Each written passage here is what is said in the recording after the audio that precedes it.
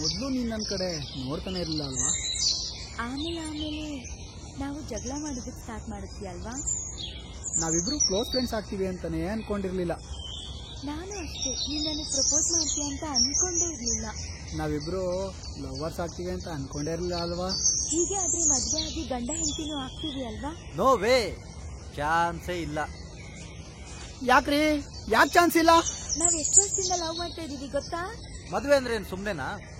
ರಾಶಿ, ಕುಲ, ಗೋತ್ರ, ಹೆಸರು ಎಲ್ಲ ಕೂಡ್ ಬರ್ಬೇಕು.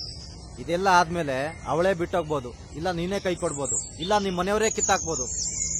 ಇಷ್ಟೆಲ್ಲ ಆದ್ಮೇಲೆ ನೀವಿನ್ನು ಜೊತೆಗೆ ಇದ್ರೆ ಆವಾಗ ಮದ್ವೆ ಆಗ್ಬೋದು, ಆಗ್ದೇನೂ ಇರ್ಬೋದು. ಎದ್ದೋಗ್ರೋ, ಹೋಗಿ ಕೆಲಸ ನೋಡ್ಕೊಳ್ಳಿ. ನೀನ್ ಯಾರೋ ಲೂಸ್ ಅನ್ಸುತ್ತೆ, ಬಾ ಹೋಗೋಣ.